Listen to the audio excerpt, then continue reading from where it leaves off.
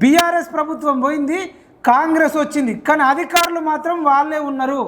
ఈ అధికారులు ఏం చేస్తున్నారంటే తెలంగాణలో మళ్ళీ అడ్డదారిలో బ్యాక్లాగ్ ఉద్యోగాల భర్తీకి ప్రయత్నం చేస్తున్నారు, మొత్తం తెలంగాణలోనే.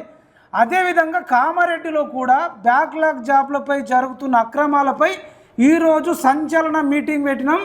ఈ సంచలన ప్రెస్ మీటు, ఈ కామారెడ్డి గొప్పతనం ఏంటంటే మొట్టమొదటిసారిగా తెలంగాణ కోసం చచ్చిపోయింది ఈ కామారెడ్డి బిడ్డ కానిస్టేబుల్ కిష్టయ్య. బిక్కనూరులో బిల్డింగ్ ఎక్కి నాకు భార్య పిల్లలు ఎవరొద్దు, శ్రీకాంతాచారి పెట్రోల్ పోసుకున్నాడు, హాస్పిటల్లో ఉన్నాడు, నేను చచ్చిపోతా అని చెప్పేసి శ్రీకాంతాచారి హాస్పిటల్లో ఉన్నప్పుడే సెల్ టవర్ ఎక్కి కానిస్టేబుల్ కిష్టయ్య భార్య పిల్లలను వదిలేసి చచ్చిపోయిన గడ్డ తెలంగాణ గడ్డలో కామారెడ్డి గడ్డ.